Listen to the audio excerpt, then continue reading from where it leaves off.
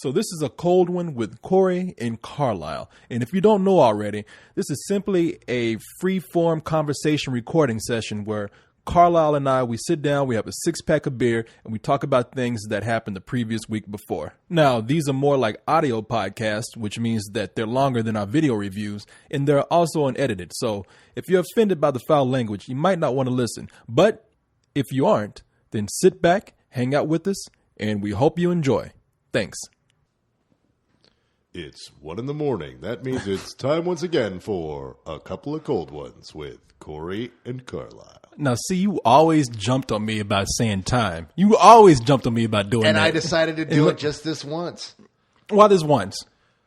Because I am like that. I am a being of chaos. Okay. Because sometimes I decide to do things because I get a wild hair growing up my ass. That's why. Man, I don't want to know You about your just said hairs. like 3 seconds ago, okay, it's 1 a.m., so we'll start. And I felt like it. I mean, you were watching me. I had my hand up to my ear, and I'm like, it's 1 a.m. But, you know, I'm just You know where saying, your children are? I can't tell you how many Corey times does. you've been like, don't say time. And I'm like, man, okay, now I make an effort not to do it, and your little wild hair up your ass makes you do it. Well, now the thing is now you've got the system worked out to where if we do these right, you've got it up before I get home. yeah, You no, know, I'm I quick drive these days. home, and I live like 10 minutes away, and I get home, and there's already comments on the motherfucker. That is, you know, okay, it's fine if I mention time because people are like, oh, this just happened like 2 hours ago. That's awesome. Damn, is that what's sticking out your jeans pants? That hair? I thought you had a tail at first. It is a looks- long hair. It looks right braided now. with a little Well, bow it's- at the end. It's a Willie Nelson hair. You got a ponytail coming out your ass. All right, so this is going to be an interesting and I think fun week to do the show, man, because there's the Dark Knight gives us plenty of shit to talk about. You know what? I don't think we should talk about Batman anymore. I think it's over. It's done with. Nobody's interested in Batman. Okay. I think the box office this weekend shows us that nobody gives a shit about Batman. about to say, you out so your let's go fucking and talk mind. about the movies people really like. Like Mamma And- Mia. And start with the top 5. Okay, let's start with number 5. Number 5. Damn, that's soul right there. You know how I always tell you ain't got soul? I don't know where you pulled that up from. You must have been tugging on that hair back there. 5! My Black Mama. TV show, not the... No, was that an actual TV show? My Black Mama? You never know. I'm kidding. I know that's not. I wish there was.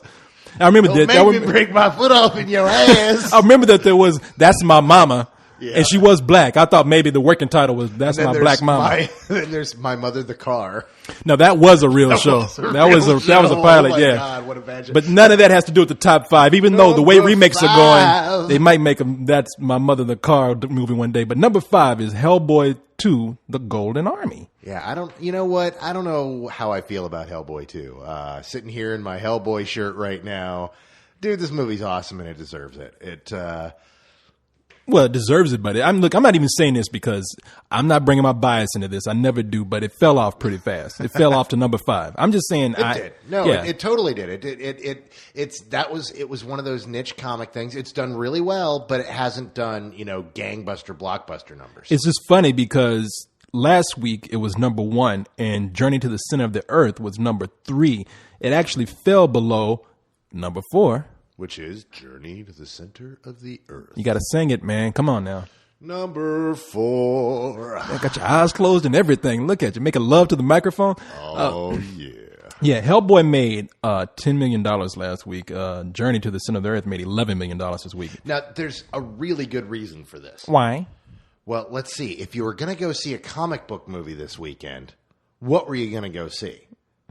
Were you going to go see? I talked to several of my friends emailed me. They're like, I got to run and see Hellboy. And I'm like, why are you going to see Hellboy this weekend? It's like, not that I have anything against Hellboy, but of all weekends to see a comic book movie. I know when you could go see the Incredible Hulk. I mean, it's still there. Why would you go see? Yeah, why would you?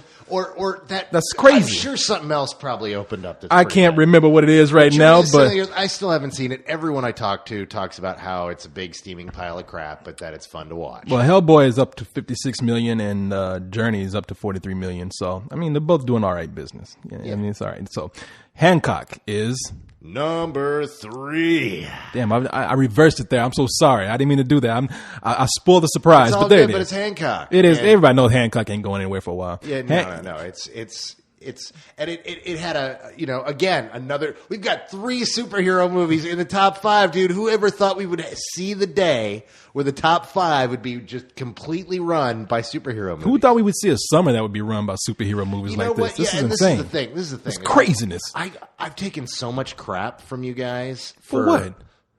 For liking or loving most of the big blockbusters that have come out this summer. Because you orgasm with every big movie that comes out. Such a great summer. Dude, this summer, I was thinking about it today. This summer is this generation's 1982. What was happening in 1982? 1982 was the genre year. It was the year that all this incredible genre came out. We got stuff like Blade Runner. We got Star Trek II: The Wrath of Khan. We got E.T. We got Tron.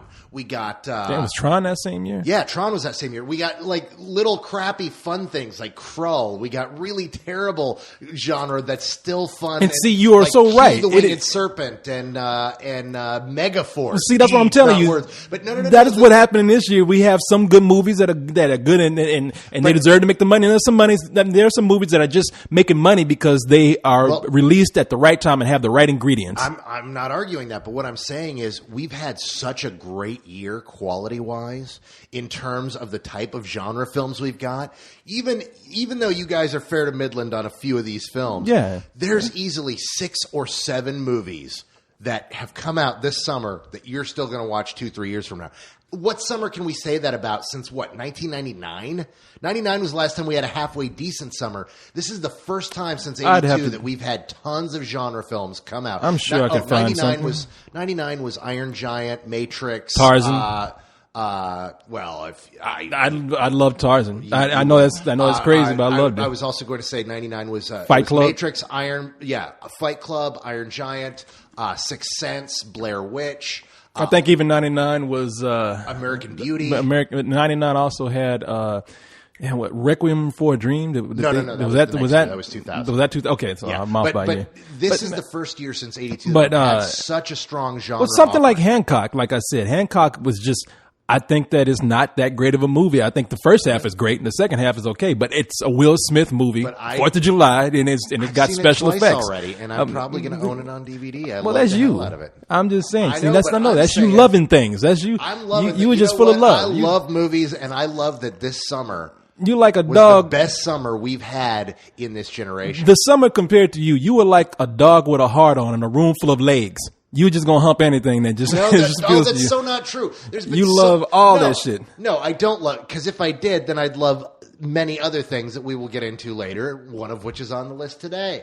Okay, well, let's go to number 2 then. Number 2, speaking of the devil, Mamma Mia. Based on the comic book Mamma Mia? Based on the comic Mamma Mia by Frank Miller, who, of course, hates women.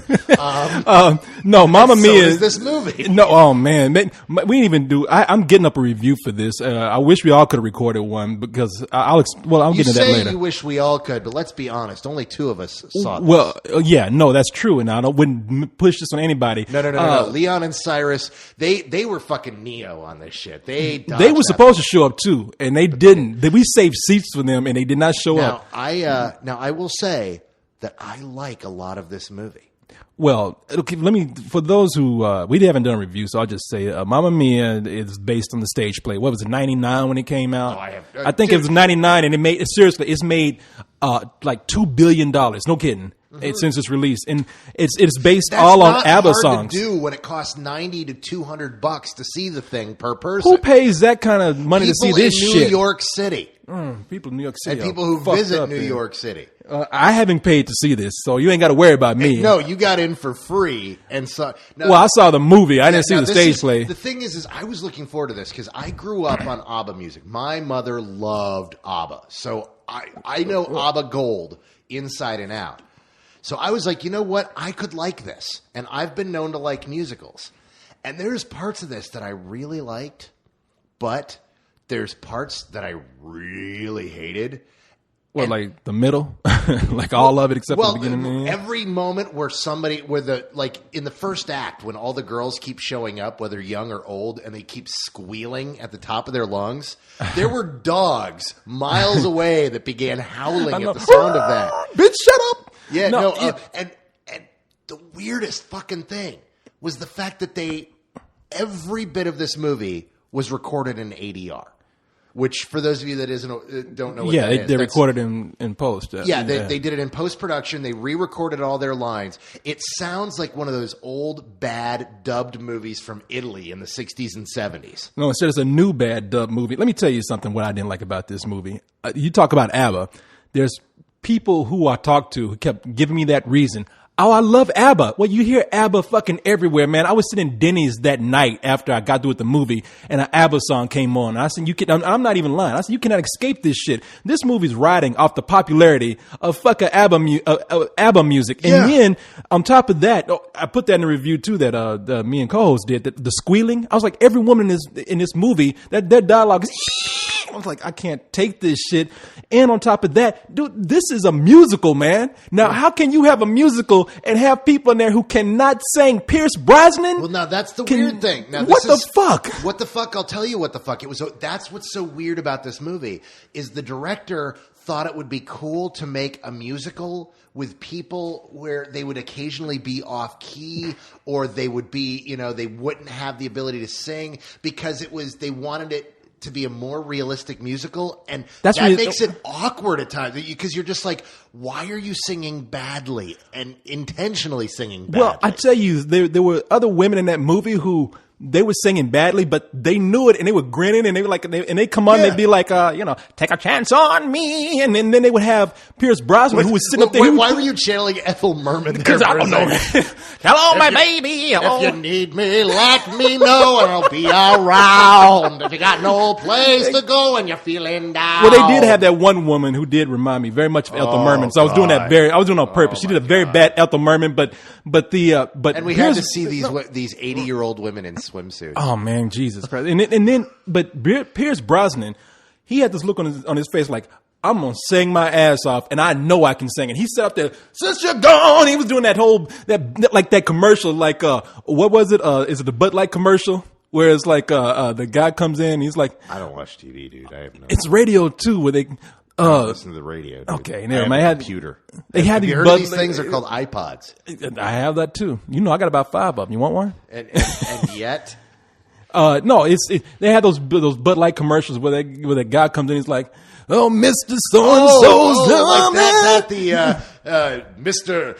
Here's to you, Mr. Corey Coleman, king of the the internet radio show. King of Mr. Internet Radio Show. Exactly. Here's to you, Carlisle, Mr. I love every summer movie. He loves every goddamn movie, no matter how bad. Exactly. Didn't pay for a thing. He got it for free. Exactly. So that's what Pierce Brosnan reminded me of, except he was like, damn, I'm good. You can tell he was looking at things like, damn, dog, what do you think? Is that good? And everybody was probably scared to tell him, no, fuck no, it ain't good. No, that was intentional. This was not people singing badly and not knowing it. That was part of what they were going for, and I thought it was a very weird choice. I saw what they were doing, but it's one of those things that reminds you, this is why we make sure everyone who's in these movies can actually sing. It's one of those things that it's like, oh yeah, everybody can sing until you see one where they can't, and then you're like, shit, please, can you bring back the people? Can we get Rihanna in here for a moment? Because I don't care if the bitch can't act. I want to hear somebody who knows how to sing. Please. Oh man, yeah, no, it was, dude. The movie was painful to me, and I was nice enough to even say that the only saving grace to me is exactly what you said. It looked like they were having fun. These people, they didn't even have the choreography good in this movie. I like musicals. And that was intentional. Now I love the final act of this film. I thought the third act was everything it should be. I thought it was adorable. I thought it was sweet. I went home singing ABBA songs, but the middle was. You do that anyway. Well, yeah, that's true. That's what I call Tuesday. You leave here doing that. Although I've got to say, dude, I hated that audience. How bad was that audience that we saw that with?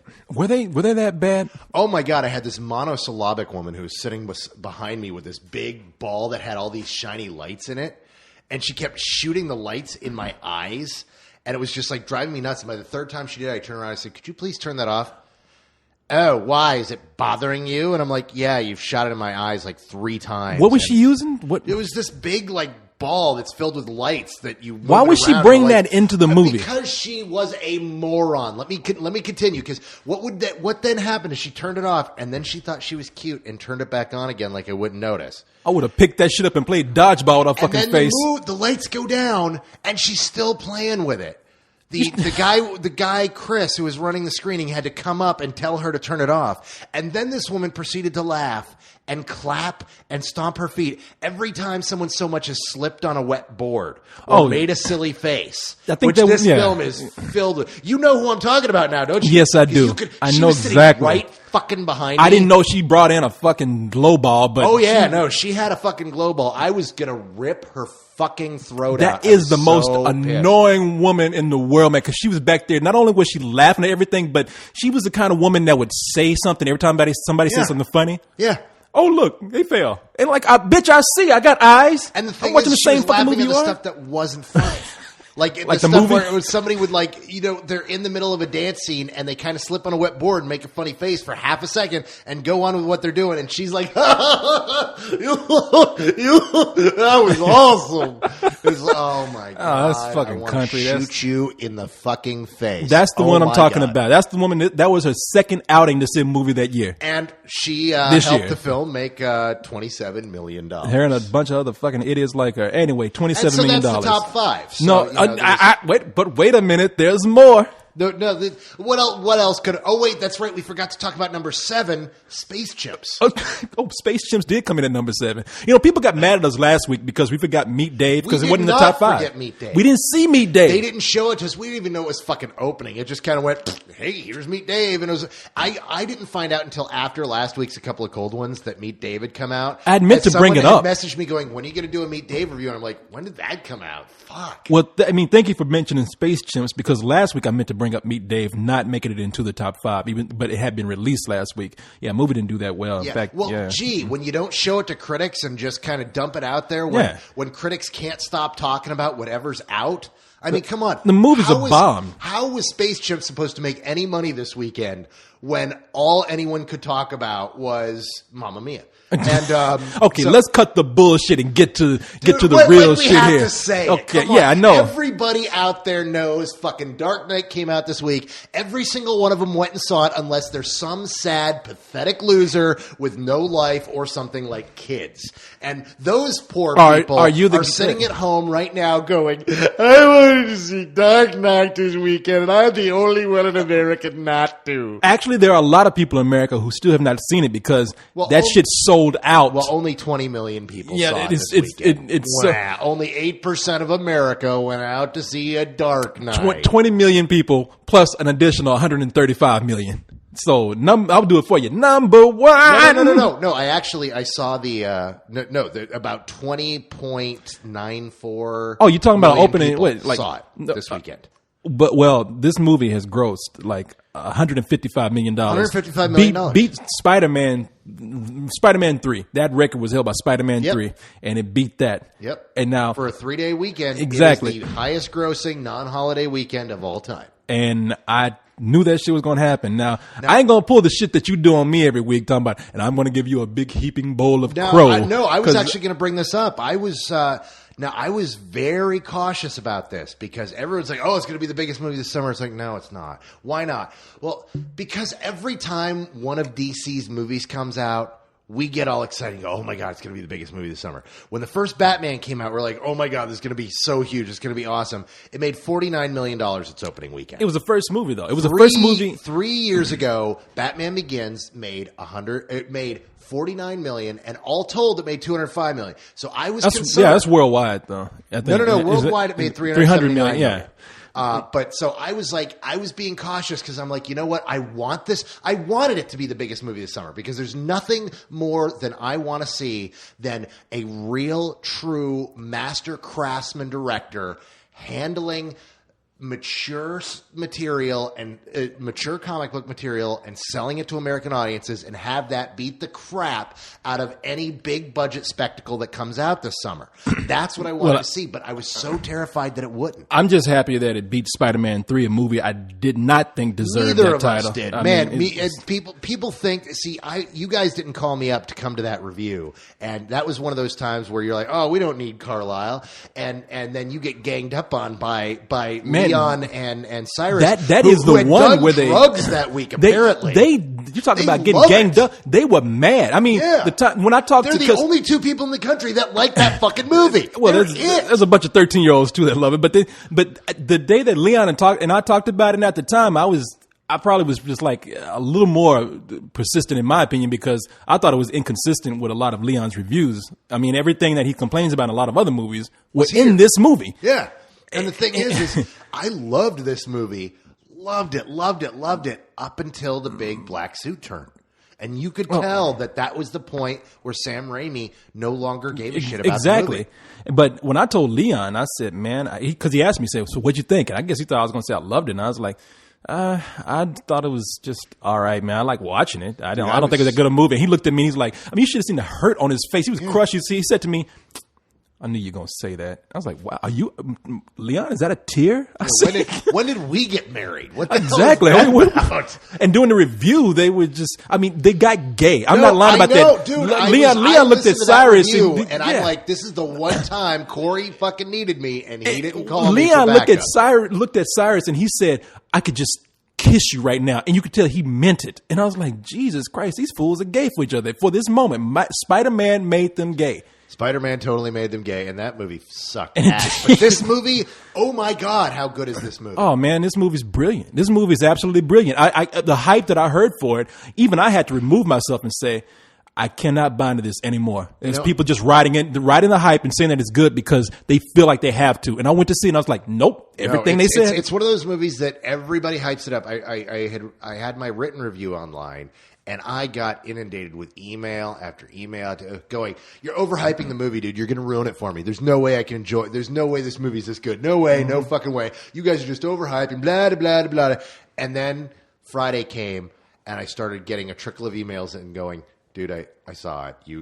Oh my God. Holy crap. You can't oversell this movie. This movie is just as good as everybody says. I kept getting the emails of people saying, I'm so glad that you love this. I really am glad that you loved it, but I don't say anymore. Don't even look at me. Don't look at me because I don't want to know anything about this. And I even had one guy where we mentioned Two-Face was in the movie, and he's like, "Man, that could be a spoiler." I'm like, "Come on, give me a fucking break, man." There were like, people who screamed about the fact that Two-Face was in the movie. Well, you know that he's in the movie just because we mentioned Two-Face. Some people have stayed like people kept asking me. There's a reason why I didn't write a lot of stuff about Batman.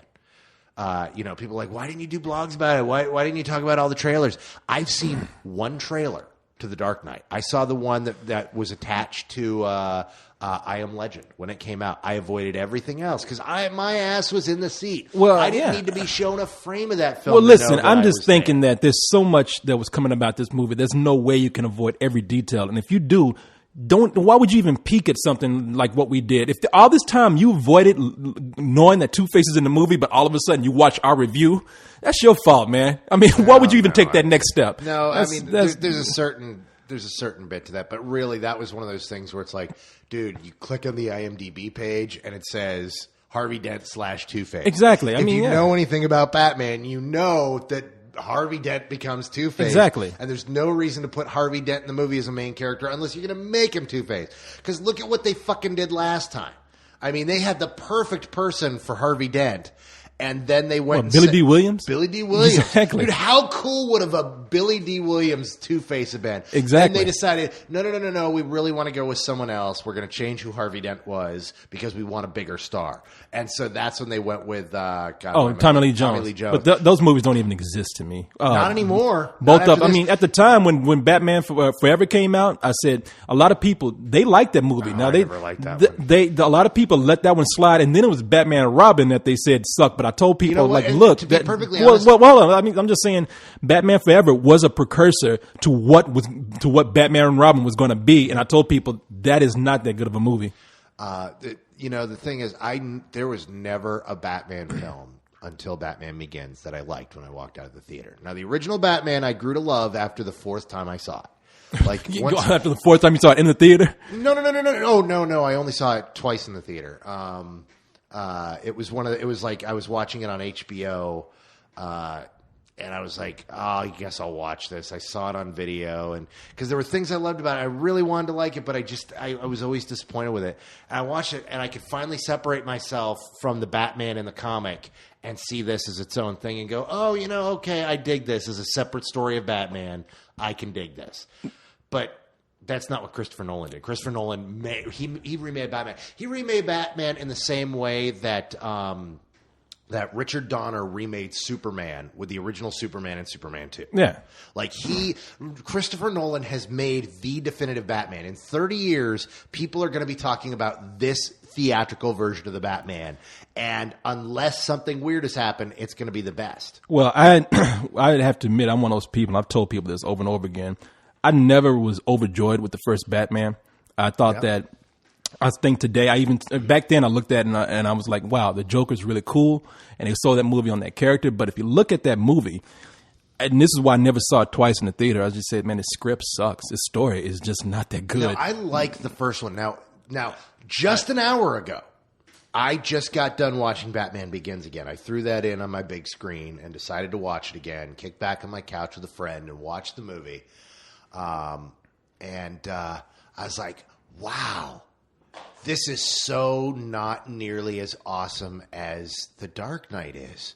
No, I'm watching it and I'm watching how they do certain things. I'm like, they don't even mention some of this stuff in The Dark Knight. Like, there's none of this. And I'm so glad there was none of this because this stuff is this was a really great prequel to the best comic book. Well, it was there's a lot of stuff that they changed in there. It doesn't even look like like Batman Begins. And by the way, before people jump on me, I do recognize Tim Burton's legacy that he left with Batman. Stop it. No, wait, let me finish. Let me finish, man. No, I refuse to let you I will finish. The Batman, the first Batman is Tim Burton just did a great job at giving people the mood that they wanted. That whole thing with goth and Art Deco and whatnot. I love the art direction, but he even admitted, like, I don't know anything about this character. He took a brilliant script. In fact, Batman, I have talked to a number of directors and sat in on conversations where a number of directors always go back to Batman. They always go back to the Tim Burton 89 Batman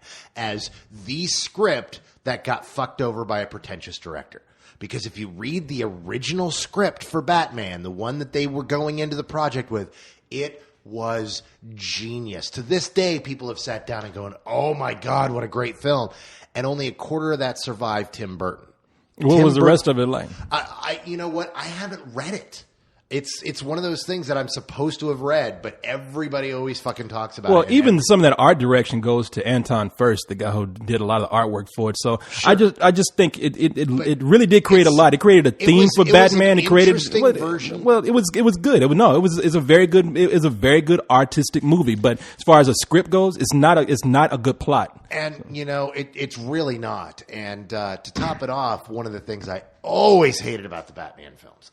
Always hated was they always killed the fucking villains. That's the biggest disappointment Every for me. movie, it's like, we got to kill them. Why? Because they're a big name star and they won't come back. Who cares? Fucking don't kill them. Batman didn't kill them. That was the point to Batman. He refused blatantly. And that's one of those things where they kind of, in Batman Begins, where it's just a little annoying, where it's like, I won't kill you, but I don't have to save you.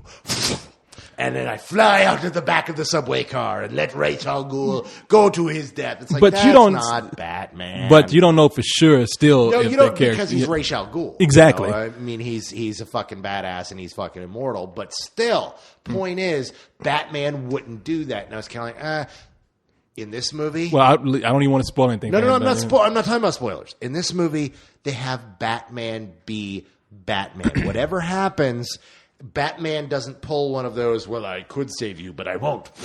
Yeah. That's no. What happens in this movie happens, and it's totally a fucking Batman film, and it's awesome. No, this movie is pretty great. And I can understand why the first one did what it did. First of all, it was the first Batman movie off of a string of bad Batman films. I'm even talking about Batman Returns. I don't think that was that good. And also, it was, I mean, it made as much money as it did because people didn't know what to expect. This one, I was convinced it was going to be huge because it just had too much going for it, including the death of Heath Ledger, unfortunately. Well, but no. Everybody was looking forward to that. And the Joker, everybody said, the Joker's going to be in this? Oh, hell yeah, I'm there. Everybody was excited about the Joker and Even before Christopher it's Nolan's left. Joker. And the thing is that once Heath Ledger died, everything that was going against the film ended because the biggest problem anyone had was Heath Ledger. And they're like, oh, God, is he going to be able to do it? None of the fanboys were able to question that because the minute he died, anybody that dared say, I don't know if Heath Ledger's up to it, people were like, oh, shut up, dude, respect the dead. Well, by the time he died, there was already stuff coming out about his performance. About how great he was, Yeah. but people were hearing buzz, but then people were still saying, I don't know, it's still fucking Heath Ledger. And so all that got shushed, and it added a morbid curiosity. People are like, I want to see his last full feature film. But I can't wait to see what this performance was that possibly killed him. I think if the hype hadn't been there, people still would have been like, because I know I would have been like, Heath Ledger, I don't know, man. Because I was saying in the beginning, I was like, Heath Ledger? And if you remember, I was one of the guys going, no, trust me on this. This guy's fucking awesome. And oh my God, I mean, of all the things to do to create a character like that before your life ends, this is what he's going to be remembered as. Yeah. He was so fucking incredible in this. And I mean every word that I wrote. Any of the people that responded to my blog going, I don't know, Carlisle, it's a little early. No, it's not a little early. He was incredible. He was an actor that deserved an Oscar, and every single person that wrote about it said, look, he's young, he's in his 20s, he's got plenty of time to win an Oscar. This is his last chance. He's gonna fucking get it. He is getting it next February or March, whenever they schedule it for. Heath Ledger's gonna win for Best Actor. Well, the year's not over yet. No, This is what you do. No, this is what you do to me. You say, now you're talking out of your ass. That's still No, you I'm not don't saying know. you're talking out of your ass. I'm telling you, this is going to happen. I think it'd be nominated, but we don't know yet. Over yet. It's going to take Daniel Day-Lewis getting a script handed down from God to beat out Heath Ledger, because I'm not just talking about how good his performance is. It's his performance plus the sympathy plus his career. Oh no, I believe you. I'm just going to say, right now I'm just going to say that yes, it has all that going for him. Do I know if he's going to win? I don't know. Okay, let me actually do a litmus test here. What? I'm going to bet you $100 that Heath Ledger wins. See, no, because I'm up here saying it's a 50-50. I didn't. Listen. You would like ask me for $100 if I said no, he's not going to win. Hold on. I think he's a strong contender, so I'm not going to do that. That was a litmus test. Because I was testing where you are, because you honestly inside know that there's a really good chance. That is the most fucked up psychological exam I've ever heard. Yeah, it is, because you will not put your money let me where tell your mouth you, is, clearly, can I explain something to you? Listen to Sure. this, because no, I will not do that, because there is a chance that I will lose, because I realize that, yes, do I want him to win? Right now, yes. Do I know for certain that there's not going to be a better performance? No, I do not, because it's not the end of the year. So no, I would putting my money where my mouth is would be if I said, you know what, Carlisle? No, he's not going to win. And I'm not saying that. I'm saying there's a strong chance. No, I know. I like I said, it was a litmus test. That's not a litmus test. That's a litmus It's a bullshit test. I just explained to you what's wrong with that. If you want me to call it a bullshit test, I'll call it a bullshit test. But the point is, you don't have to. I'm calling it a bullshit test. It's a bullshit test. But the truth is, I honestly believe with all my heart, what's going to happen is he's going to win it. It's just like beforehand when I said, I know that Batman's going to be the biggest movie this summer. And you were like, right. And you were like, nah, I don't know. I didn't know. I was playing it safe. But even then I said, I do not know because the movie's not out yet. Look, but I think it has its going for it. The thing is there is a lot. I mean, the fact that his performance, and it's his last full performance, several people I mentioned it was his last full performance. People because he has this other Dr. movie. Parnassus. It's but he didn't finish that movie, and how they're finishing that movie is genius. We've been talking about that. For all the months. 3 other actors that they have. Yeah, but the point is this is his last full performance. It was incredible. He's someone that people for years has said deserves an Academy Award and will win one. This is his last chance. Everyone else who's going to deliver an incredible performance this year, I'm not saying Heath Ledger's is the best performance of the year. Everyone else, it's going to come down time to vote, and they're going to be, that person's still got a chance. We might have that But one this guy is the who very said, last Heath Ledger performance that we're going to be able to give an award to, and we're going to do it. And I guarantee you, he's going to win it. we might have some badass out there who decides that, hey, you know what? I'm gonna make sure that I'm in the contention to Well, get you this. know He might what? kill himself after he does his performance. Look, I'm dead too. So there you go. So but I'm telling you, this is. I honestly believe this is going to happen. It's. do I agree with you? Yes. I'm just saying I don't know for sure. I know you're saying that. That's why I gave the litmus test, and it worked. You and the stupid litmus test. This I doesn't didn't say work. It proved anything. I was trying to figure out how committed you were to the idea that he might not win, and you are not. You are really, truly on the fence. Yes, That's what I wanted to find out. Yeah, And you really I don't know for sure. You're on the fence enough to where you won't bet against it, and that was Okay, important. I'm not going. This is the dumbest argument I've You're ever not- had no, with you. we're- Okay, fine. Point is, you don't hear what Batman I'm telling fucking you. Rocks, Heath Ledger fucking rocks. It made an ass ton of money. Yeah, and I'm happy that it did that. I'm so happy for this And movie to do so Christopher well. Nolan can do anything he wants now for the rest of his life. Don't fuck it up. You know what? The thing never I'm know. worried about? The thing I'm worried about? What's that? What the hell is he going to do with the third film?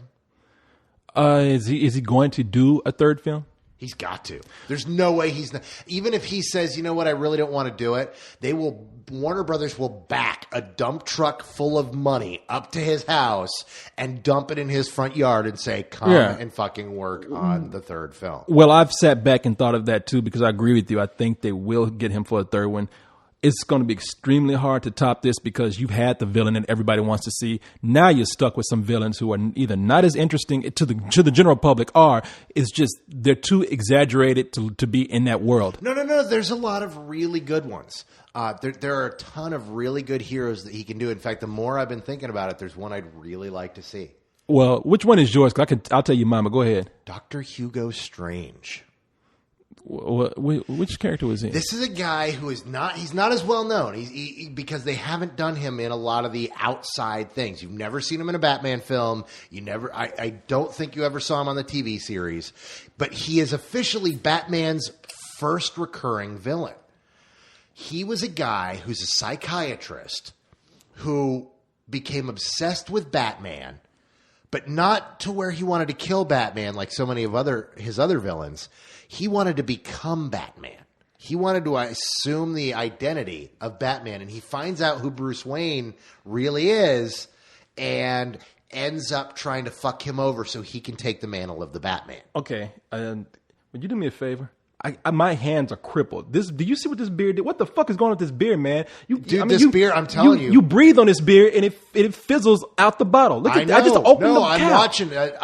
I don't know if I'm going to continue with this beer. Let's not mention the name of it because I'm not a big fan of it. I'm not either. It's like bubbling over. This is like the worst beer we've had. It's like an extra sensitive beer. Like you touch it and it orgasms. It's like Cyrus with a girl. Yeah, but the girl walks in a room. Like the girl touches him on the shoulder and he like soils himself and blows out the front of his shorts. There is nothing I can do with my hands unless I get something to wipe this up with. Can you get me something? Yeah. Okay. Well, what was this? A Batman? I guess he was big in the comics. Don't ask me questions. I don't have a fucking microphone. Well, people can hear you. Shit, they can't hear me. No, he's from the comics. He was actually one of the first. He's the first recurring villain. He's the first villain that showed up and kept showing up, and he showed up into the modern era. But he predated Joker and Catwoman by a few months. We're talking about early, like 1930s shit going on. And that is carried on to this day. And he's a villain that not everybody knows and fits with the dark, demented theme, especially the psychological theme that Christopher Nolan has been developing in these Batman films. And I think he'd be a perfect Christopher Nolan villain.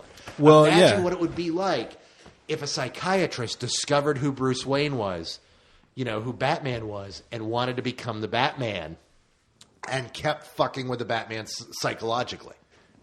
Well, somebody told me that there are a couple of assassins who would be that good for Batman. Like they broke Batman down.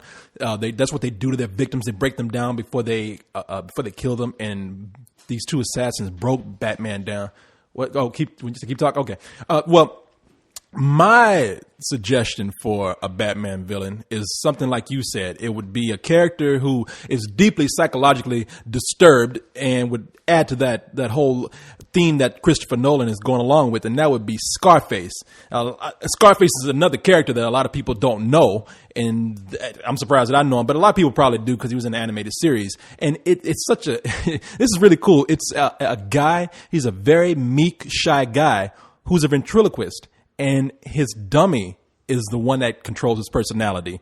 And so this guy's, he's a schizo. He's schizophrenic.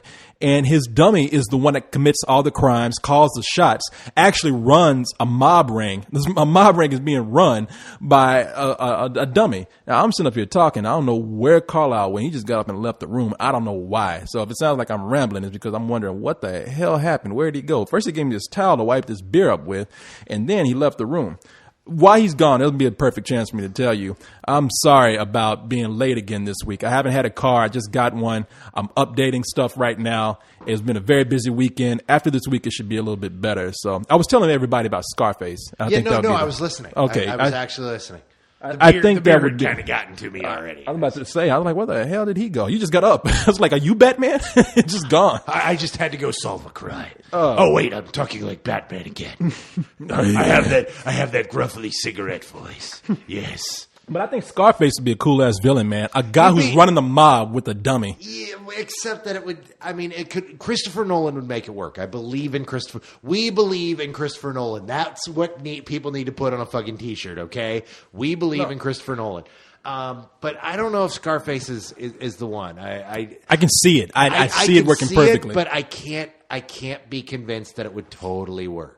You can't. A guy running around in a purple suit and makeup, you can see, but a guy who's like paranoid schizophrenic being controlled by a dummy, you can't see that. Because I've read a number of really incredible Joker stories. I've never read a really incredible Scarface story. I've read a couple Scarface stories back in the day, but nothing that left an indelible mark on me. Well, it's what you do with the writing from here on out. No, I know. I just don't know if that's, especially with some of the other. I just don't know if you can do it with someone like Clayface, Poison Ivy. Those characters rely. Poison Ivy, I'd like to avoid, because Poison Ivy really was one of those fetish ones where it's like, let's have another woman who's in love with the Batman.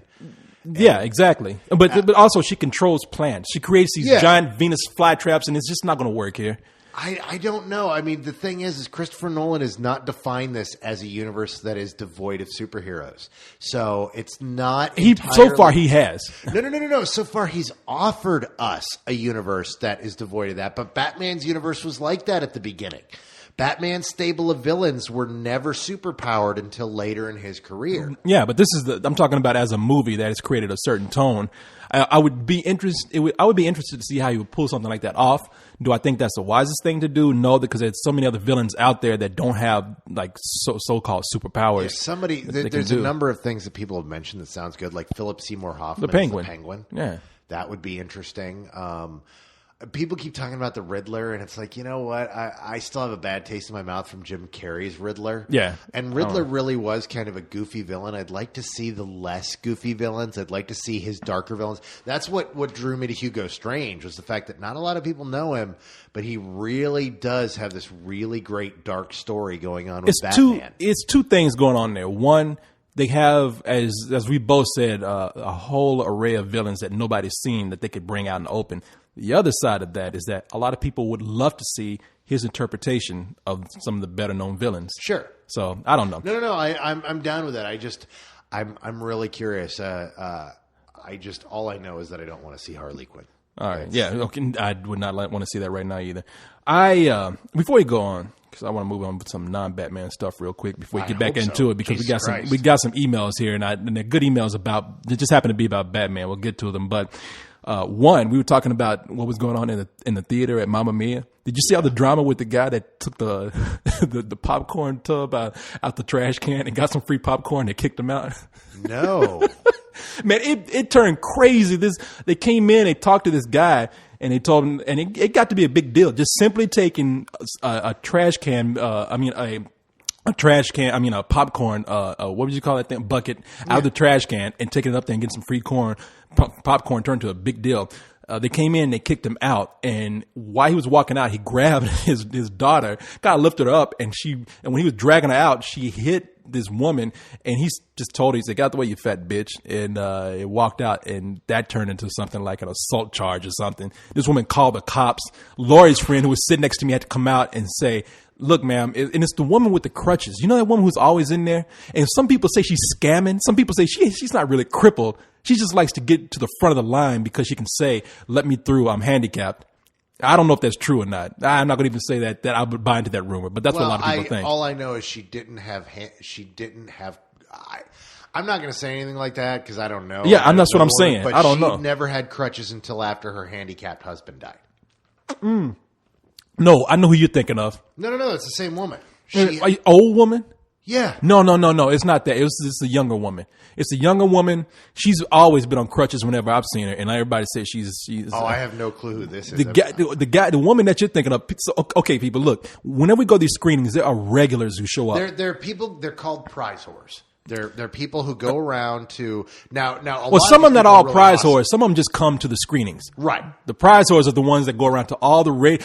They'll go to a radio drop where they're giving away hot dogs. They'll go for the free hot dogs. Not all these people do that. No, not all of them. But the thing is they're all keyed into one another. They know where all the ticket drops are. Yes. They know where all the screenings are. They've got friends. Now, some of these people have been doing it so long that they just know the people who run the screenings, and they just find out about the stuff and show up. Yeah, exactly. And they get the stuff from them. Well, this is one of those women. Some of these people wait in line 4 or 5 hours. They bring lawn chairs, and they'll go out there to watch something This shitty is like what they do as their hobby. They go, they hang out, they listen, they talk with each other for 4 or 5 hours. Yeah. And then they go see a movie. They'll camp out for Love Guru like it's Star Wars or something.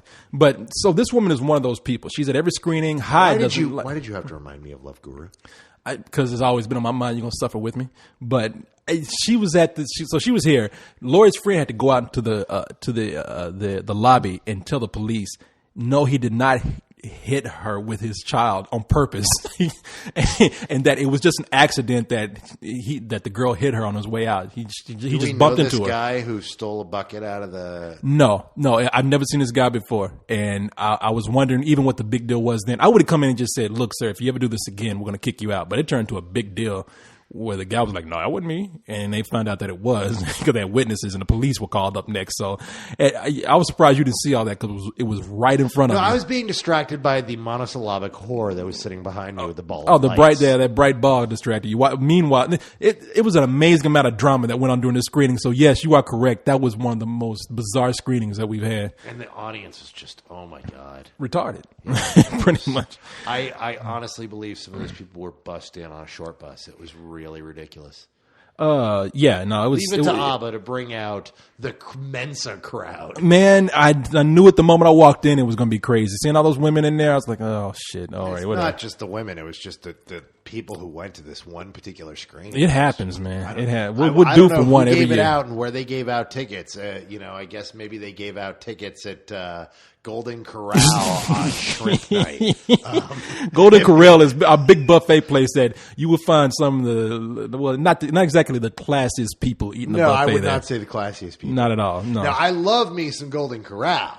I just know what times to go to Golden Corral because there are times like Shrimp Night that you do not go to Golden Corral. Damn, shrimp brings out the shittiness in people. For some reason, Shrimp Night is just the people who go on Shrimp Night is just insane. One thing I should also bring up here: there will be no screening for the X-Files for us here in Austin. Let's not talk about. I mean, I'm just letting people know. We don't have to go into the reasons why. Now, there's some reasons why that we won't even talk about here because it gets deep and I don't know everything about it. You do, but I don't want to get into that. Oh, you don't have to bring me into this. Why does it always have to be my fault? Well, how come it's my fault? Because it kind of is your fault. But because Tom Rothman fucking hates me is no reason. Okay, we have to tell the story. The basic gist of it is back in the day, me and one of my friends, Harry Knowles, we kind of wrote these reviews of this really shitty movie called X-Men 3. We just totally destroyed the movie because it was a big, giant, steaming turd. And well, Now these are your words, not mine. yeah, because I didn't think the movie was You a were turd. Like, oh, it's a fun summer movie. No, I don't know no, what you're talking no. I didn't say that. I just Yes, said, you did. I said, no, it's really not that good of a movie. Do I hate it like you do? No, because I had fun in some parts. You guys kept saying the term "fun summer." Yeah, I said, movie I did over say it and was over fun. again. Did I just not say fun right now? I just said I kind of No, had you fun. didn't. I said I had fun in some parts. I enjoyed some parts, but I didn't think it was a shitty movie like you did. Oh God, I hate that movie. I so hate that movie with a passion. It's so awful. And as a result, when the film had a 67% drop off the following weekend, someone in Fox is like, I don't know, why do we have such a big drop off for the film? And somebody said, hey, why don't we blame those internet guys and say that they're responsible for it? And as a result, memos got sent around that said these internet guys had given such bad word of mouth that it created word of mouth buzz that killed the film the second weekend. See, the movie was one of the biggest movies that summer. That and I don't. first weekend. Well, it ended up being in the final tally. It ended up being one of the top grossest movies And that it was- summer. yeah. So I think that maybe they just don't like internet people. And they see you guys as some being one of the forefronts of that. I don't know what's going on, but either way it goes, All I it's know kind of is that shitty. as a result, they've been pissed off ever since. I personally don't get invites to Fox films. They refuse to invite me. You know why? Now I'm not saying this is what you do. Maybe you did at one time, but it's been told to me specifically because I've asked about everybody who does this with us here on Spill. If something weird is going on, like you can't go into a movie, I ask about it. So I did ask about it. I was like, what's the deal going on with Carlisle? And they say, well, because he puts up reviews early. And that's where it's where people are talking out their ass. It's because the problem is I've been accused of putting up reviews early when I didn't post the reviews. I got like the last time I was invited something that they got super fucking pissed about was Aragon, if you remember that. And I do remember that. I got busted. I got come down on hard by the local rep and by the agency for a review that our site put up that someone else wrote 2 days before I'd even seen it. Like it was posted on the site 2 days before I saw it, but then word finally got to them after I'd seen the film, and they blamed me. And ever since that screening, that's when Fox went nuts. I mean, yeah. Look, I don't know what's going on because I could care less. All I know is that they can do whatever they want to with their movies. But I really think it's a shitty thing that they exclude Austin. They're going to let people in San Antonio go see this movie, but they won't let people in Austin go see it. The fuck is wrong with them? What the fuck's wrong with you? You didn't let me finish to that part of the story. Nobody knows what you're talking about. What they part? aren't screening X-Files in Austin. That's what I just said. I No, said you letting people didn't. see it in San Antonio, but not in Austin. That's what I just said. You did, but you said that- it in a way where people are like, what the fuck are you talking about? If anybody with a brain knows what I'm talking about. Like, Anyhow, they won't show it to us, and several Austin critics said, hey, can we drive down to the screening in San Antonio and see it? And they said, no Austin press is allowed to come. well, and see that's the what I was going to X-Files. say. I was going to say that Lori, one of the regulars who goes to the movies with us, who I like a lot, she tried to ask if we could go to San Antonio to see it, and they're like, nope, you guys in Austin can't go. And I'm like, what the fuck, man? I mean, You know I what? didn't do shit, okay? Well, no. If they're doing this, they have shown. I mean, they brought what happens in Vegas here, And they showed it. and they showed it, and they even let me into the screening, and I even wrote up an early review of it, and nobody got annoyed because it was positive. It was like, oh, you know what? It's actually, it's a fun little film. It's not great, but it's a fun little film. It is what it is, and but they're not even going to show this, which tells me one thing. What, that is bad? It's got to be shitty, dude. Well, If they don't want the internet geek press talking about this film, it can't be good. Either that or they're just worried about it. It might be good, and the people at Fox don't know because they haven't had a good movie in like 7 years. They haven't had a truly spectacular, awesome film in a long time, so they don't know what to do with Well, it. of course, my whole thing, I was so pissed off. I was like, you know what? I'm just going to go out and say the movie's bad. Even I hadn't seen it. Of course, that's unprofessional. I would never do that. But when You you're would pissed, never be unprofessional. No, not at all. On the air, yes, but off the air, no. But I just thought that, man, my feelings are kind of hurt. I was like, man, you treating me like a fucking stepchild, and I ain't done a goddamn thing. Look, who knows? Maybe the X-File fan people are strong enough. Maybe they're bigger in San Antonio. I don't know. I'm going to be fair. We're going to try and have a review up in one form or another. But really, I don't know what I could do other than, and I'm willing to go that level and just say, hey, I want to get all the critics here in town and just say, how do you feel about this, and make a plea to just stop doing this embargo that they have on us. I don't know. There's a long shot that it will work, but at least they know how we feel, because that's our careers. Well, except that only one studio is doing it. It's Fox, and they only do it on rare occasions. Now, Disney's done it a couple times. Disney won't bring their lamer films to Austin. Like films that have really, not done well, or that they knew critics weren't going to love. But you know what they'll do? They'll let us drop to San Antonio and see it. They will. They let me and Cyrus go to go see Meet the Robinsons in San Antonio. Won't show it here. I mean, if you're willing to go to that, because Disney knows if you want to see it, dude, you're going to see it. You're going to write about it. Just go for it. Because Disney's Disney, and they're really good to the internet press. But Fox doesn't know how to deal with this. Fox, they're still kind of feeling that out, and they're under a weird. They're under a weird management right now. Tom Rothman loses his mind at times. He's made some weird decisions that have hamstrung that company. And I've heard you bring up this head guy before. I mean, I never remember his name, but I know who you're talking about. And I think that I don't know the guy. I don't know anything about this situation that much. So I don't know. I don't know how much to say. I believe it, but I'm just saying it's stupid. This is the guy who told Bryan Singer, "No, you can't have Sentinels in your X-Men movie." Why not? Sentinels are a big part because I think giant robots are fucking silly, and I will never have a giant robot movie come out when I am the head of Fox. Is that true? That is absolutely. How true. do you know this?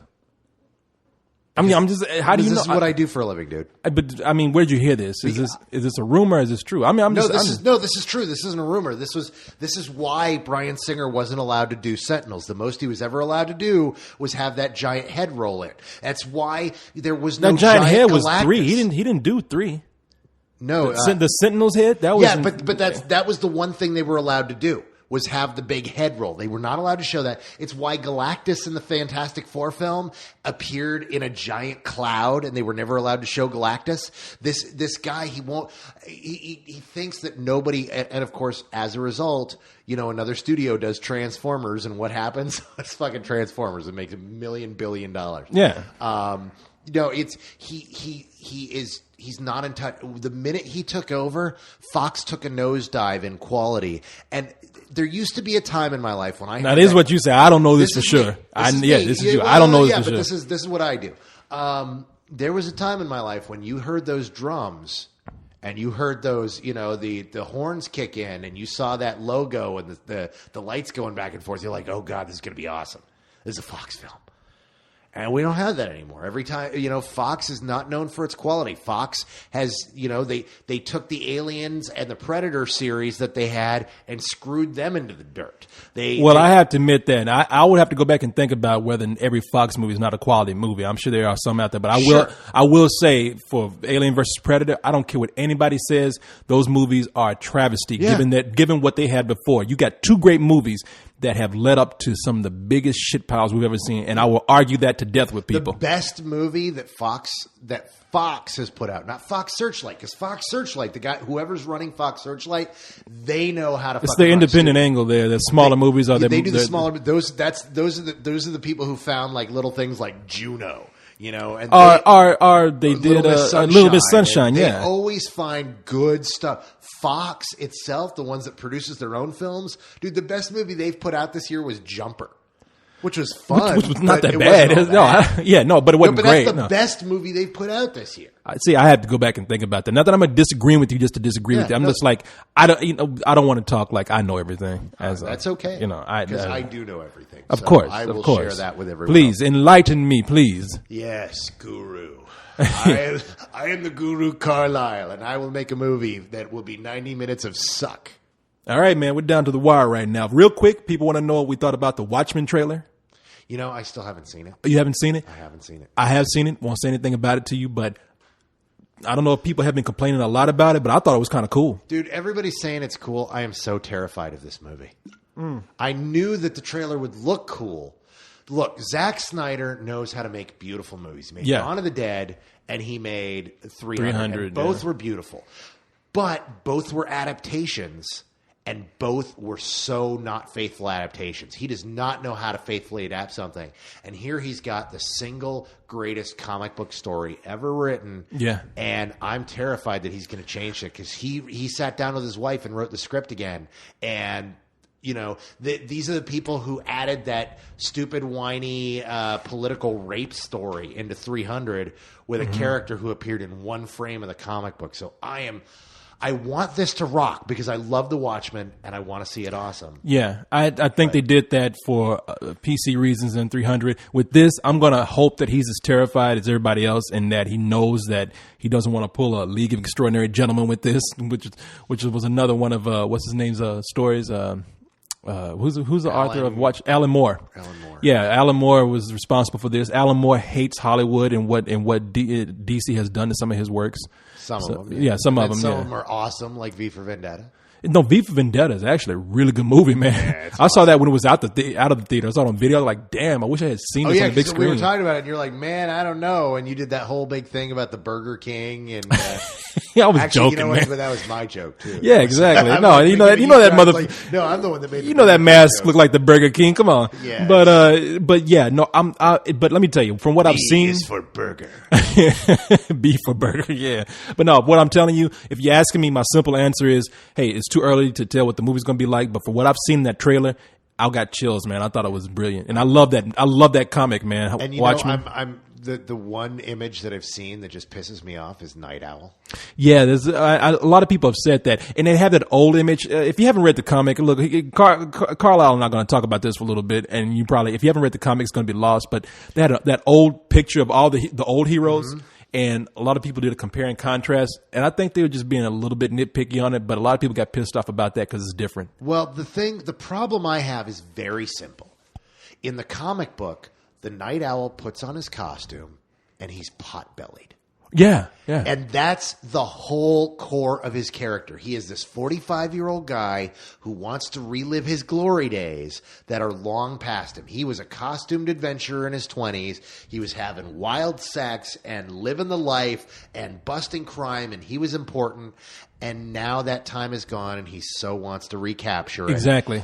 And the pictures that I've seen of the Night Owl is him looking sleek and looking like, you know, the modern versions of Batman and looking awesome. And it's like, that's not the point to the point to the Night Owl is he puts on that suit and he looks pathetic. Hey, you know what? I would say that that's a valid point. And I don't know what they're going to do with that movie. And shit, now that you brought it up, it makes me think. I'm like, damn. I'm worried about it. Now, what I'm hoping is that the images that we've seen is the stuff from him in his heyday.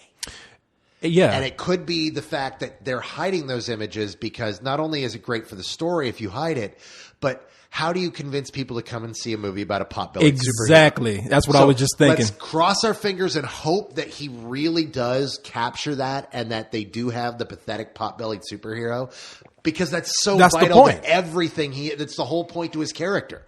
But Rorschach looks great. Well, yeah. And Mr. Philadelphia, whatever, he looks great.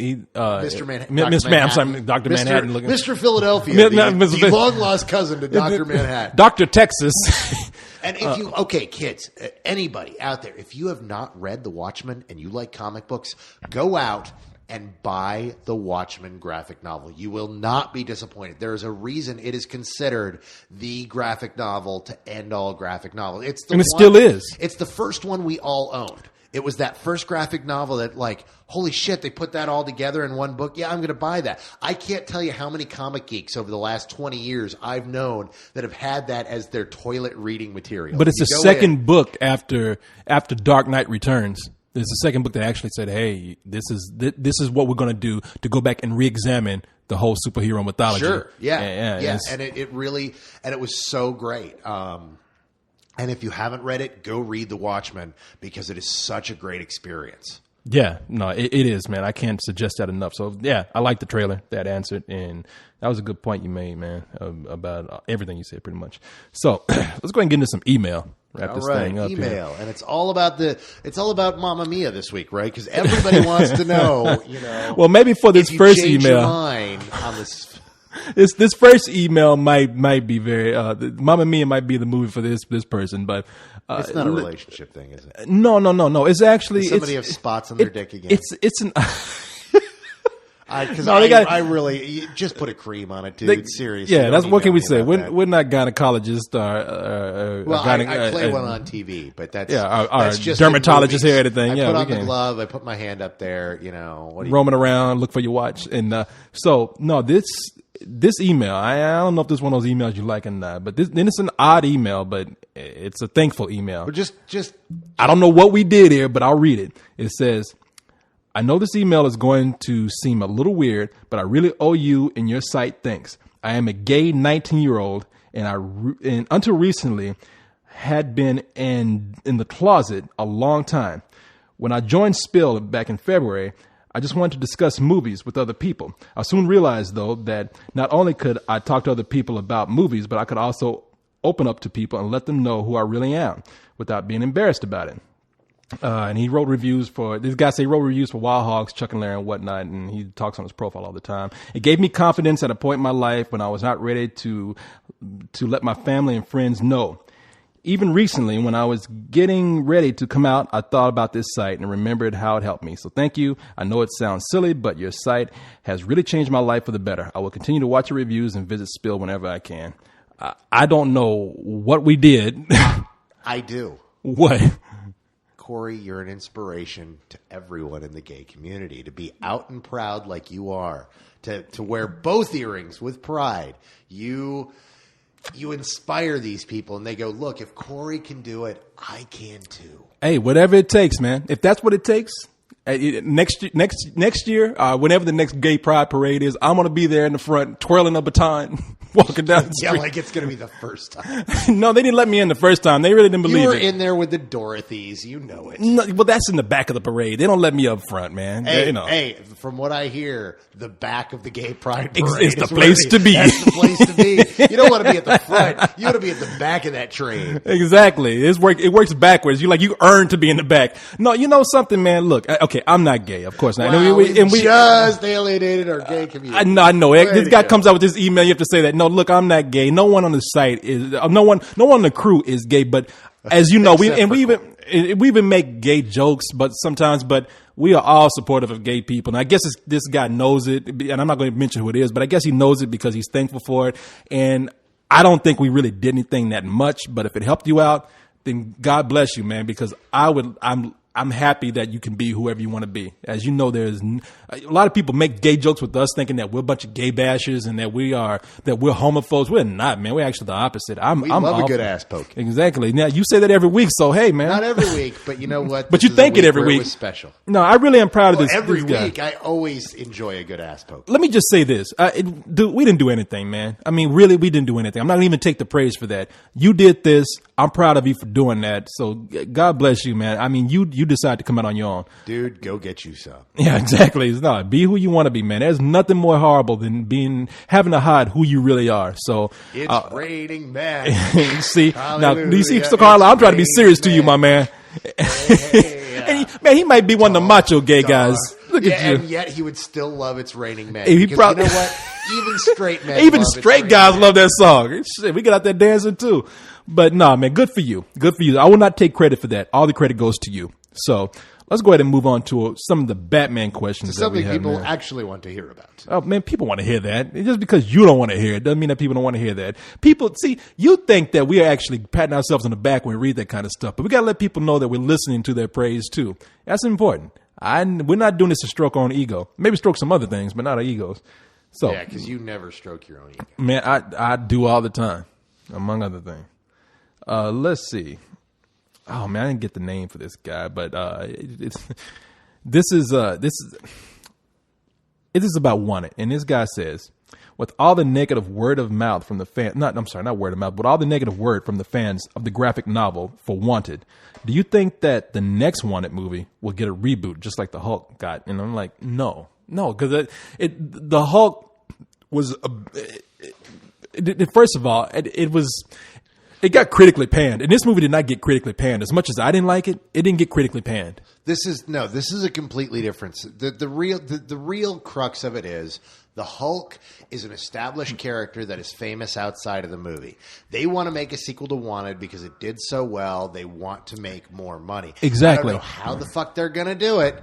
I don't know how. I mean, somebody mentioned today, they're like, well, I guess he could go and track down all the assassins in Europe. Well, they have a character that they can center on, which is what's his name? What's that guy? James McAvoy. James McAvoy. Yeah. He's a central character of that. They could follow him. They're turning it into something such as There's the gonna be- Bourne Identity or something like that. You know that they're going to find a way to bring Angelina Jolie back. I was thinking that. I You was know thinking they're that. gonna- I was just. they're going to do it. Yeah. They've got to. I was thinking the same thing. Are they going to bring Angelina Jolie back? And I'm thinking what you're thinking, that they will try their hardest. There's a chance that they won't, and I would appreciate that if they don't. But yeah, they're making another sequel for it already, and no, they don't have. You're right. The Hulk is an established character that people thought they got wrong. This has it has a smaller following within the comic community. Everybody does not know about Wanted like everybody knows about the Hulk. You don't have to be a comic book fan to know about the Hulk. No, I mean it's had a TV show. It's had a number of cartoons. Yeah. It's different. Everybody know. Even kids know who the Hulk is. Wanted. No, it has nothing. It's going to have nothing to do with the comic book. Yeah, exactly. So to answer your question, no. Now, moving on to Dark Knight stuff, and this is a good question here. Now, let me see. My eyes are bad. Let me see here. Oh, okay. This is from Andres. I think that's what you said. Person's name Andres, and he or she says, "I read a few Dark Knight reviews, and they all mentioned something that I was just wondering. How far of a stretch do you think it would be for Dark Knight to get a Best Picture nomination?" I'm curious to hear what you think, because I still don't know what to think about that. I don't think it's going to happen. I mean, as strongly as I feel that Heath Ledger will be nominated, I'm not certain that this will get a Best Picture nomination. I'm not saying it won't, but I'm not certain that Hollywood is ready to embrace that as a Best Picture. Yeah. It could happen, but we've got to see what happens with the rest of this year, because we've still got, I mean, we're not even close. We're still a month away from Oscar season. Yeah. I mean, more than a month away. Oscar season doesn't actually start till we start seeing our first Oscar films in September, but it doesn't get into swing till October. Yeah. So I'm in the same position that you are. I don't think that the Academy is ready to go that far. I think they will go that far with Heath Ledger, because I do believe he will get a nomination, even though I'm not sure about And he'll winning. win. I'm sure that And he will he'll get a nomination. Well, you know I think about that, but as far as going to actually say that this movie is a Best Picture nominee, well, depends on the rest of the year, just like you said, Carlisle. But even given that, I don't think that they want to go that far with something that is A, a summer blockbuster movie, and B, a comic book summer blockbuster movie. I am ready to say that it's probably the best genre film of the year. No, And I think it's going to go on to win a number of awards from genre festivals, well, not festivals really, but just various genre awards, best science fiction, best fantasy, Yeah. that kind of stuff. But no, it's we'll see what happens. I would love it if they did. Because this would be the film to do it. This is the Lord of the Rings of comic book movies. This is that Godfather, that Empire Strikes Back. This is that one that's so good that it transcends all the others and inspires people to say, you know what, we really need to start taking these seriously. Well, there's a couple of things here. Now, one, it depends, like you said, what happens with the rest of the year. If there's really nothing else out there, but there's enough potential shit for the Academy to pick out of anything, they will do it. But if there's just, let's just say there's a scenario where there's not enough stuff, then there's a possibility. I do think that this is a safe comic book movie to do, because it's not depending on superpowers. It's not overblown.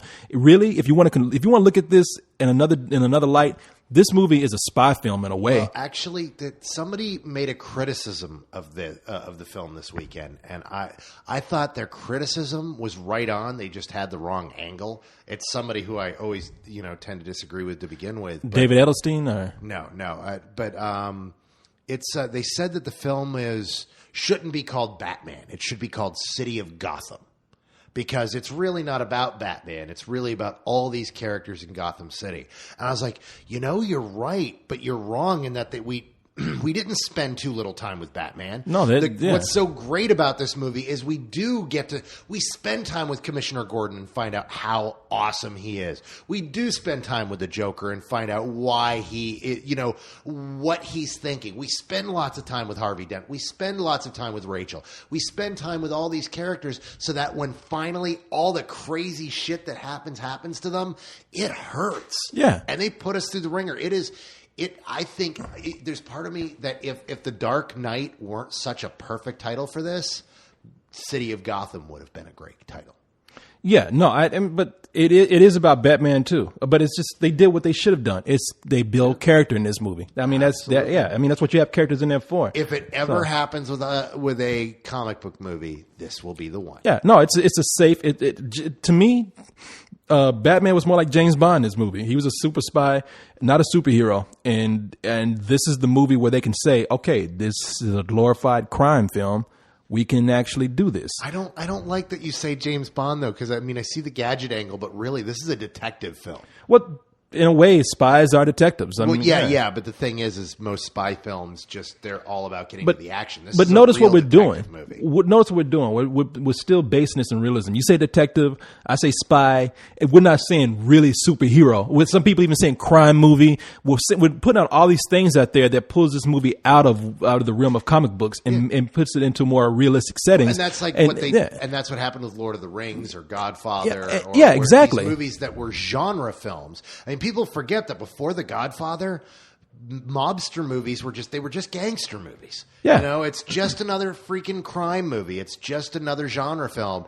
And then The Godfather came along and everyone went, whoa. Exactly. You actually can make a really incredible crime film that's a film.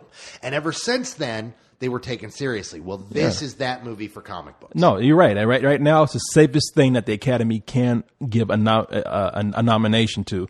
Will it happen? I just don't know. I think the Academy will find a way around it, and they'll say the safe thing to do is to nominate Heath Ledger, and things will evolve from there. Oh, let's see. I got some emails I was telling you earlier, Carlisle. Some guy wrote in and says wants to know about this post I put on the front page, and let me see if I can find it. Yeah, I didn't even see this. I took the weekend off. Okay, this is from Santos. Santos. I interact with him a lot, actually. And Santos says, could you possibly bring up that guy, Eiffel, I don't know. I really haven't got his name right. Eiffel, in his negative review of The Dark Knight sometime. I just love to hear what you and Carla have to say about him. You haven't seen it yet. I didn't read it. I've gotten to the point I've seen the movie. I don't need to read, Well, I read it. I just happened to catch it, and I read it because you put a blog post up, and I caught it. And when I read it, I thought it was kind of amusing. I was like, this guy is I don't think he's that serious, but he does make some valid points. And I put it up on the front page as in, here's an opposing view that we have on the site of the Batman. Because everybody said, hey, we love how everybody on this site is loving it. I'll put the guy's thing up. And all of a sudden, this guy has almost 200 comments and he's interacting with people. He's coming in, and I don't think he's trying to create a character. He might be trolling or whatever, but because he was I thought it was funny. He was very condescending in his review. He came on telling everybody how they weren't, if they were on the site, our site, they must not be that intelligent. Otherwise, because we're making a mockery out of film criticism and film itself. They're saying that he called people whores, saying that you watch this movie like over and over again, wanting it to be nominated for Best Picture, like whores banging Johns until you find your daddy figure. I mean, but he made up in the middle of that. I'm really glad you linked that on the front page. No, one of the things is, and this is what I would tell people. Now, I read it, and I didn't think it would take off like it did. I thought some people come in and get mad, but he put some good points in there about what he thought was wrong with the movie, and it didn't bother me. But I could see how somebody who had some criticism could say that. The other thing that he did, though, well, hey, he got people talking. There's 160-some comments on there the last time I checked. Good for him. If he's playing a character, whatever. Sometimes you need that to stir things up. It sounds like, though, that he probably isn't, especially when you've seen a movie and you really dislike the shit out of it, that you find a lot wrong with it, and everyone else in the world is acting like, just holding a movie ticket is like handling the Shroud of Turin. Oh my God, I've got my ticket to see The Dark Knight. You're just kind of like, oh, fuck off. And it just, everyone's like, what do you mean you don't like it? What kind of asshole are you? It was brilliant. And then you just get more and more angry until it's like, you know what? Fuck this movie and fuck anybody who likes it. You know what? He does do that. Now, I think that like I said, it could be two things. He could be some pretentious prick who's on there just trying to get attention, but at least he's kept people entertained. He's come in and addressed these comments. I find it funny that he thinks that we're destroying film. That's the basic comment you get from anybody ripping into a site because they are not published and someone else is. That's the other and thing it's I get. Yeah. Oh, come on, dude. I get sour grapes on this guy, but at the same time, like I said. It's like those douchebags who are losing their newspaper jobs and blaming it on the internet and all these stupid guys on the internet because, well, anybody can do it on the internet and not anybody can do it here, but I guess film criticism is dead. It's like, no, more people wanted to read us than wanted to read you. Yeah, exactly. Just because we found a different angle to do it because we don't do it like everybody else, fuck you, man. But look, the guy kept people entertained and people keep coming back and coming back. There's the same people who say, I'm not going to entertain this guy, but they keep coming back. And all I can say is, well, I appreciate the guy at least keeping people entertained. And he did exactly what I wanted him to do. I won't always post trolls on the front page or whatnot, but this one particular post, if he was joking around, he was actually able to put some good points in his joking around. And if he's an asshole, he's an asshole. I'm not going to highlight him all the time. So it's just one thing to have fun with. It happens, man. And then a lot of you people responded to it. So that's why I put it up there. The last thing that Josh wants to know Lots about. of email tonight. Yeah, no, the last thing, but I'm not going to even read this. This is like 12-hour, a couple of cold ones. Exactly. You can never get enough. It's now, what the Leox go on for like 2 hours or something like that? I have no idea. Yeah, this guy, Josh, just wants to know about people who went to the Dark Knight dressed up in costume. He saw a man who walked in, he had the green hair, had the makeup. Look, man, you're going to see that for these big event movies. What can I tell you? I don't do it, but if people want to do it, that's their thing. Yeah, exactly. What do you want me to say? I don't condemn people for doing that. It's not my thing. And sometimes I do look at it and say, wow. And he used the expression I use, these grown-ass man coming in here. And I'm thinking the same thing. Yeah, grown-ass man coming in costume. But that's your life. Just keep in mind that for some people, things like this is their holiday. Yeah. Some people could give a shit about Christmas or Thanksgiving because they have jobs or they have to work on those days or they don't have anybody special to spend it with. But you know what? A Batman movie comes along once every 3 years right now. The last time we got it was summer 2005. This is special. And this is the first time we've gotten a Joker movie in 19 years. So for that, for that guy, that's a big fucking deal. And, God bless him for it. Yeah. I won't criticize for somebody. The only thing is, I would tell you why I don't understand it. Because I thought to myself when I read it, I said, well, what's the difference between Halloween and going to see this movie? Well, Halloween, you're around a lot more people that do it, and it seems more interactive. You get to stay all night, go to parties, go to bars, and involve yourself in contests. It seems like there's just a lot of activity to do. If you're dressing up for a movie, what do? You go there and people see you for maybe 15 minutes, and then it goes dark, and you're sitting there watching a movie. And, usually the people that do it don't go alone. The people that do it are going, and when they do go alone, they go and they hook up with the other people who are dressed up for it. The people that freaked me out, the only time I've ever been freaked out by this was when we saw Rent. Did people dress up for Rent? Don't you remember? There were people dressed up as the characters from Rent. And I'm like, what the fuck is up with all these freaks? And they're like, dude, that's characters from the play. Don't you know that? It's like, do I look like somebody that goes to a Broadway play Rent? about gay people with AIDS? Do I strike you as that kind of guy? that's no, I watch fucking science fiction movies. I'm a dork, okay? I don't fucking know anything about Rent. Now I do. And now if I saw someone dressed up, I'd go, wow, you're that lame character from that lame ass musical. Oh god damn, that musical's lame, man. I won't even go to another tangent here, but I will say that when I saw Rent, I was like, that's it? What the fuck is what wrong everybody's with you? excited about? Yeah. And all of it, you know what it did though? It made seeing that made Team America a lot funnier. Did they reference AIDS? Oh, that's right. That's Everybody's right. got AIDS. It's like, Dun, dun, dun, wow, that is really That's funny. where that came from. Oh, yeah. That is hilarious. But you know something, man? There was a time when, and this is me being serious. I know you always think that I'm making fun of nerds and nerd activities and whatnot, but this whole dressing up thing, it appeals to anybody. Now, if you remember, I don't know if you took notice because you were so pissed off at this screening, but Sex in the City, they didn't exactly dress up like characters, but people got dressed up in their best Manhattan outfit. Oh no! I know that. I totally got that. I didn't look down on anybody for doing that. I just hated that fucking movie. Well, I'm just saying, a lot of people say, these nerds going to these screenings. Yeah. I'm like, no, women dressed up for Sex Look, in the City. I have seen women dress up for, some of these nerd screenings, and those are the ones I go and talk to. Oh my God, one of the hottest women I've ever met. I met at Trilogy Tuesday when they showed all three of the Lord of the Rings movies back to back to back on the opening night of Return of the King. And there was a girl there dressed as Arwen who won the trivia contest. And I'm like, oh my God, that is the hottest fucking thing ever. Oh, I was going to tell you. I thought you were going to tell me that's the hottest fucking midget with pointy ears that I've ever seen. No. I thought you were like hitting on some hobbits with hairy feet. No, hobbits, whatever you call them. She was a little hottie college girl who totally dissed and dismissed the Carlisle. Shit, I'll take some hobbits.